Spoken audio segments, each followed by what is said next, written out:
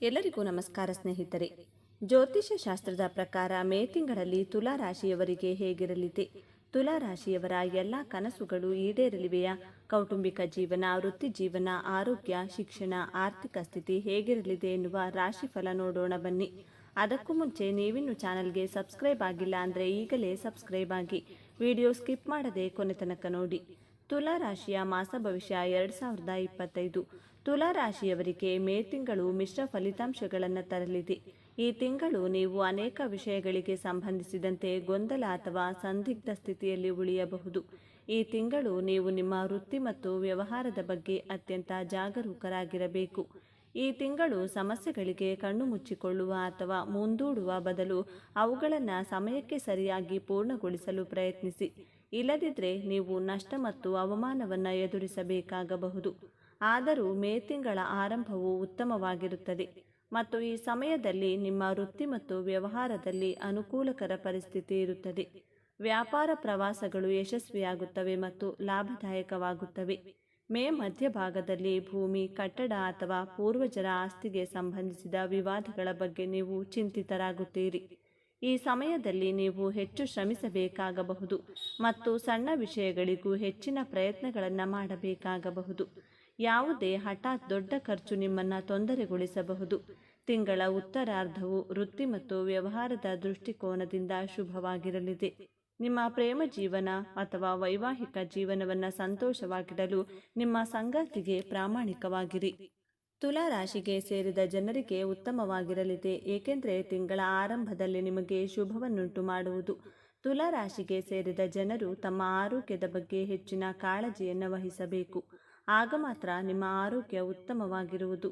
ಆರಂಭದಲ್ಲಿ ನಿಮಗೆ ಮಾನಸಿಕ ಒತ್ತಡ ಉಂಟಾಗಬಹುದು, ಹಾಗಾಗಿ ಸಾಕಷ್ಟು ಯೋಚನೆ ಮಾಡುವುದನ್ನು ಕಡಿಮೆ ಮಾಡಿ. ಆರ್ಥಿಕ ವಿಷಯವಾಗಿ ನಿಮಗೆ ಉತ್ತಮವಾಗಿರುವುದು. ಬುಧನ ಸಂಚಾರದಿಂದಾಗಿ ಮೇ ನಂತರ ನಿಮ್ಮ ಸಂಗಾತಿಯೊಂದಿಗಿನ ನಿಮ್ಮ ಸಂಬಂಧ ಉತ್ತಮವಾಗಿರುವುದು. ಈ ಅವಧಿಯಲ್ಲಿ ನೀವು ನಿಮ್ಮ ಸಂಗಾತಿಯೊಂದಿಗೆ ಧಾರ್ಮಿಕ ಕ್ಷೇತ್ರಕ್ಕೆ ಪ್ರಯಾಣಿಸುವ ಬಗ್ಗೆ ಯೋಜನೆಯನ್ನು ರೂಪಿಸುವಿರಿ. ಆರ್ಥಿಕ ಸ್ಥಿತಿ. ತುಲಾ ರಾಶಿಗೆ ಸೇರಿದ ಜನರ ಆರ್ಥಿಕ ಪರಿಸ್ಥಿತಿಯು ಉತ್ತಮವಾಗಿರುವುದು. ನಿಮ್ಮ ಆರ್ಥಿಕ ಪರಿಸ್ಥಿತಿ ಸಾಕಷ್ಟು ಬಲದಿಂದಿರುವುದು. ಹಾಗಾಗಿ ಈ ಸಮಯದಲ್ಲಿ ನೀವು ಅತ್ಯಂತ ಹೆಚ್ಚಿನ ಲಾಭವನ್ನು ಲಕ್ಷ್ಮೀ ಕೃಪೆಯಿಂದಾಗಿ ಪಡೆಯುವಿರಿ. ಇದರ ನಂತರ ಫೆಬ್ರವರಿಯಲ್ಲಿ ನೀವು ಬೇರೆ ಬೇರೆ ವಿಧಾನಗಳಿಂದ ಹಣವನ್ನು ಸಂಪಾದಿಸುವಿರಿ. ಆದರೆ ನೀವು ನಿಮ್ಮ ಖರ್ಚನ್ನು ನಿಯಂತ್ರಿಸುವುದು ಉತ್ತಮ. ಇಲ್ಲದಿದ್ದರೆ ನಿಮ್ಮ ಖರ್ಚುಗಳು ನಿಮ್ಮ ಆರ್ಥಿಕ ಸಂಕಷ್ಟಕ್ಕೆ ಕಾರಣವಾಗಬಹುದು. ಹಾಗಾಗಿ ಹಣಕ್ಕೆ ಸಂಬಂಧಿಸಿದಂತೆ ನೀವು ಉತ್ತಮ ಯೋಜನೆಗಳನ್ನು ಮಾಡುವುದರೊಂದಿಗೆ ಉತ್ತಮ ಉಳಿತಾಯ ಮತ್ತು ಖರ್ಚನ್ನು ಮಾಡುವುದು ಉತ್ತಮ. ನೀವು ಹೂಡಿಕೆ ಮಾಡಬೇಕು ಎಂದು ಯೋಚಿಸುತ್ತಿದ್ದರೆ ತಿಳಿದವರ ಮತ್ತು ಹಿರಿಯರ ಸಲಹೆಯನ್ನು ಪಡೆಯುವುದು ಒಳ್ಳೆಯದು. ಗ್ರಹಗಳ ಚಲನೆಯಿಂದಾಗಿ ನೀವು ಎಲ್ಲ ರೀತಿಯ ಆರ್ಥಿಕ ಸಮಸ್ಯೆಗಳಿಗೆ ಪರಿಹಾರವನ್ನು ಕಂಡುಕೊಳ್ಳುವಿರಿ. ನೀವು ಎಲ್ಲಿಯಾದರೂ ಹಣವನ್ನು ಕಳೆದುಕೊಂಡಿದ್ರೆ ಅವೆಲ್ಲವೂ ನಿಮಗೆ ವಾಪಸ್ ಬರಬಹುದು. ಹಾಗಾಗಿ ಮೇ ನಂತರ ನೀವು ಹಣಕ್ಕೆ ಸಂಬಂಧಿಸಿದಂತೆ ಯಾವುದೇ ನಿರ್ಧಾರವನ್ನು ತೆಗೆದುಕೊಳ್ಳದೇ ಇರುವುದು ಉತ್ತಮ. ಇಲ್ಲದಿದ್ದರೆ ನಷ್ಟ ಸಂಭವಿಸಬಹುದು. ಕೊನೆಯ 2 ತಿಂಗಳಾದ ಅಕ್ಟೋಬರ್ ಮಧ್ಯದಿಂದ ನವೆಂಬರ್ ಮಧ್ಯದವರೆಗೆ ನಿಮ್ಮ ಜಾತಕದ 2ನೇ ಮನೆಯ ಅಧಿಪತಿಯು 9ನೇ ಮನೆಗೆ ಚಲಿಸುವನು. ಹಾಗಾಗಿ ನೀವು ಎಲ್ಲ ರೀತಿಯ ಆರ್ಥಿಕ ಸಮಸ್ಯೆಗಳಿಗೆ ಪರಿಹಾರವನ್ನು ಕಂಡುಕೊಳ್ಳುವಿರಿ. ಜೊತೆಗೆ ನಿಮಗೆ ಆರ್ಥಿಕ ಲಾಭವಾಗುವ ಸಂಭವವಿದೆ. ಹಾಗೆ ವೃತ್ತಿ ಮತ್ತು ವ್ಯವಹಾರಕ್ಕೆ ಸಂಬಂಧಿಸಿದಂತೆ ನೀವು ಹಣವನ್ನು ಗಳಿಸುವುದರಲ್ಲಿ ಯಶಸ್ಸು ಕಾಣುವಿರಿ. ವೈವಾಹಿಕ ಜೀವನ. ತುಲಾ ರಾಶಿಗೆ ಸೇರಿದ ಜನರಿಗೆ ಜೀವನದಲ್ಲಿ ಮಿಶ್ರ ಫಲಗಳನ್ನು ನೀಡುವುದು. ಆರಂಭದಲ್ಲಿ ನೀವು ಕೆಲವು ಸವಾಲುಗಳನ್ನು ಎದುರಿಸಬಹುದು. ಈ ಅವಧಿಯಲ್ಲಿ ನೀವು ನಿಮ್ಮ ಮನೆ ಮತ್ತು ಸಂಗಾತಿಯನ್ನು ಒಗ್ಗೂಡಿಸುವಲ್ಲಿ ಹೆಚ್ಚಿನ ಪರಿಶ್ರಮವನ್ನು ಪಡುವಿರಿ. ಆದರೆ ಮೇಯಿಂದ ಜುಲೈವರೆಗಿನ ಅವಧಿಯಲ್ಲಿ ನೀವು ನಿಮ್ಮ ಸಂಗಾತಿಯ ಸಂಪೂರ್ಣ ಬೆಂಬಲವನ್ನು ಪಡೆಯುವಿರಿ. ಜೊತೆಗೆ ನೀವು ನಿಮ್ಮ ಗಂಡನ ಮನೆಯವರಿಂದ ಉಡುಗೊರೆಯನ್ನು ಪಡೆಯುವ ಯೋಗವಿದೆ. ಜೂನ್ ಮತ್ತು ಜುಲೈ ತಿಂಗಳಲ್ಲಿ ನೀವು ಸಾಕಷ್ಟು ಎಚ್ಚರಿಕೆಯಿಂದ ಇರಬೇಕು. ಈ ಅವಧಿಯಲ್ಲಿ ನೀವು ನಿಮ್ಮ ಸಂಗಾತಿಯೊಂದಿಗೆ ಜಗಳ ಅಥವಾ ವಾದ ವಿವಾದ ಮಾಡುವ ಸಾಧ್ಯತೆ ಇದೆ. ಸೆಪ್ಟೆಂಬರ್ ತಿಂಗಳಿನಲ್ಲಿ ನೀವು ನಿಮ್ಮ ಸಂಗಾತಿಯೊಂದಿಗಿನ ಎಲ್ಲ ಮನಸ್ತಾಪ ಮತ್ತು ತಪ್ಪು ತಿಳುವಳಿಕೆಗಳನ್ನು ದೂರ ಮಾಡುವಿರಿ. ಜೊತೆಗೆ ನಿಮ್ಮಿಬ್ಬರ ನಡುವಿನ ಅನ್ಯೋನ್ಯತೆ ಹೆಚ್ಚಾಗುವುದು. ಇದರೊಂದಿಗೆ ನಿಮ್ಮಿಬ್ಬರ ನಡುವಿನ ನಂಬಿಕೆಯು ವೃದ್ಧಿಯಾಗುವುದು. ಡಿಸೆಂಬರ್ ತಿಂಗಳಿನಲ್ಲಿ ಸಂಗಾತಿಯೊಂದಿಗೆ ಧಾರ್ಮಿಕ ಸ್ಥಳಕ್ಕೆ ಪ್ರಯಾಣಿಸುವಿರಿ. ಈ ಅವಧಿಯಲ್ಲಿ ನಿಮ್ಮಿಬ್ಬರ ನಡುವಿನ ಸಂಬಂಧ ಸಾಕಷ್ಟು ಬಲಗೊಳ್ಳಲಿದೆ. ನವವಿವಾಹಿತರು ಈ ಸಮಯದಲ್ಲಿ ಸಂತಾನ ಭಾಗ್ಯ ಪಡೆಯುವ ಯೋಗವಿದೆ. ಪ್ರೇಮ ಜೀವನ. ತುಲಾರಾಶಿಗೆ ಸೇರಿದ ಜನರು ತಮ್ಮ ಪ್ರೀತಿಯ ಜೀವನದಲ್ಲಿ ಸಕಾರಾತ್ಮಕ ಫಲಗಳನ್ನು ಪಡೆಯುವರು.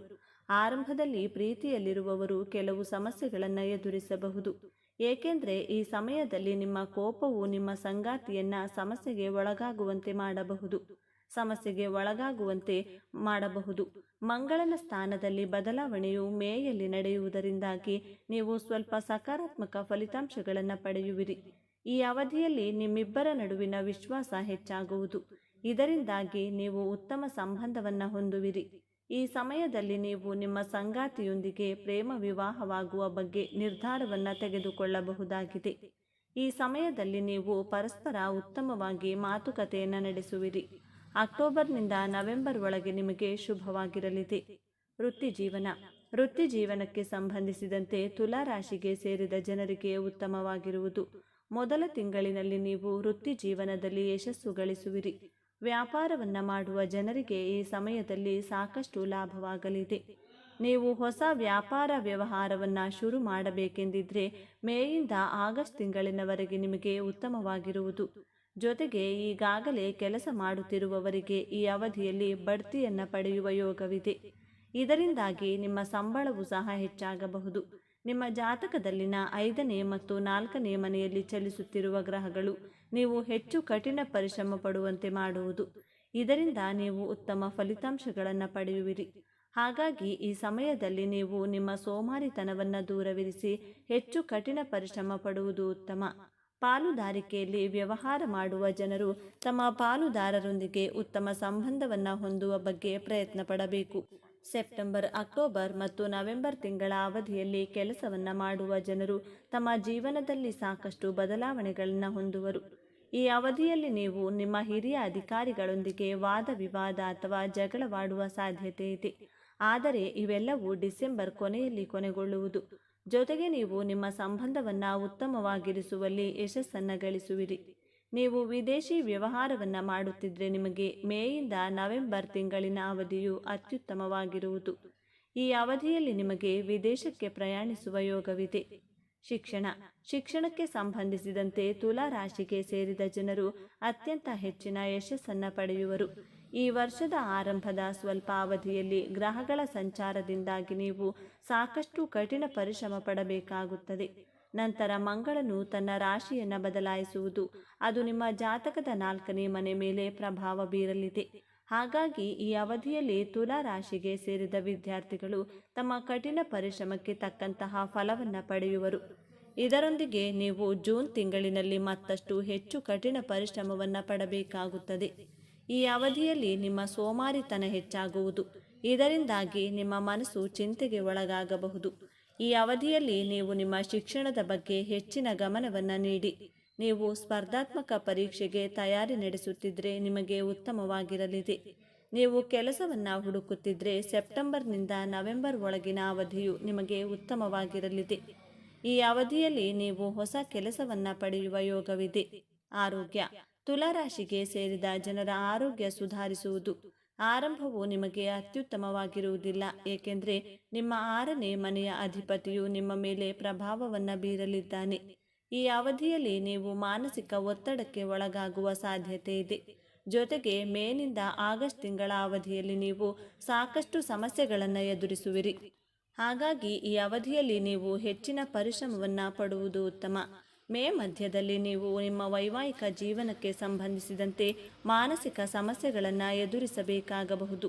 ಇದರಿಂದಾಗಿ ನಿಮ್ಮ ಒತ್ತಡ ಹೆಚ್ಚಾಗಲಿದೆ. ಹಾಗಾಗಿ ನೀವು ಆಹಾರಕ್ಕೆ ಸಂಬಂಧಿಸಿದಂತೆ ತೊಂದರೆಗೆ ಒಳಗಾಗಬಹುದು. ಈ ಅವಧಿಯಲ್ಲಿ ನಿಮ್ಮ ಸಂಗಾತಿ ಮತ್ತು ಮಕ್ಕಳ ಆರೋಗ್ಯದಲ್ಲಿ ಏರುಪೇರಾಗಬಹುದು. ಇದರಿಂದಾಗಿ ನಿಮ್ಮ ಮಾನಸಿಕ ಒತ್ತಡ ಹೆಚ್ಚಾಗುವುದರಿಂದ ಅಕ್ಟೋಬರ್ ತಿಂಗಳಿನ ಅವಧಿಯಲ್ಲಿ ಆರೋಗ್ಯಕ್ಕೆ ಸಂಬಂಧಿಸಿದಂತೆ ನೀವು ಸಕಾರಾತ್ಮಕ ಫಲಿತಾಂಶಗಳನ್ನು ಪಡೆಯಬಹುದು. ಜೊತೆಗೆ ನೀವು ಹಳೆಯ ಆರೋಗ್ಯ ಸಮಸ್ಯೆಗಳಿಂದ ಮುಕ್ತಿಯನ್ನು ಪಡೆಯಬಹುದು. ಯಾವುದಾದರೂ ಸಮಸ್ಯೆ ಕಾಣಿಸಿಕೊಂಡ್ರೆ ತಕ್ಷಣ ವೈದ್ಯರನ್ನು ಸಂಪರ್ಕಿಸಿ. ಸ್ನೇಹಿತರೆ, ಈ ಮಾಹಿತಿ ನಿಮಗೆ ಇಷ್ಟವಾಗಿದ್ದಲ್ಲಿ ದಯವಿಟ್ಟು ಶೇರ್ ಮಾಡಿ, ಲೈಕ್ ಮಾಡಿ ಮತ್ತು ನಮ್ಮ ಚಾನಲ್ಗೆ ಸಬ್ಸ್ಕ್ರೈಬ್ ಆಗಿ. ಎಲ್ಲರೂ ಭಕ್ತಿಯಿಂದ ಓಂ ಶ್ರೀ ಶನೇಶ್ವರ ನಮಃ ಅಂತ ಕಮೆಂಟ್ ಮಾಡಿ. ಧನ್ಯವಾದಗಳು.